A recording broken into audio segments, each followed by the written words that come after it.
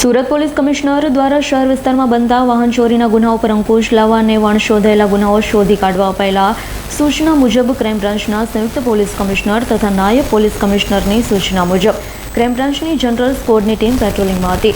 બાતમીના આધારે ગુજરાતના અલગ શહેરમાંથી વાહનોની ચોરી કરનાર રીઢા ચોર એવા રૂજલા તોમર અને રાકેશ તોકરિયાને ચોરીની બજાજ પલ્સર અને હોન્ડા સાઇન મોટરસાયકલ સાથે અડાજણ BAPS મંદિર પાસેથી ઝડપી પાડ્યા। તેઓની પૂછપરછ કરતા આરોપીએ કબૂલાત કરી હતી। પલ્સર મોટરસાયકલ પાલ પોલીસ મથકની હદમાંથી તથા સાઇન મોટરસાયકલ ભરૂચના નેત્રંગ પોલીસ મથકની હદમાંથી ચોરી કરી।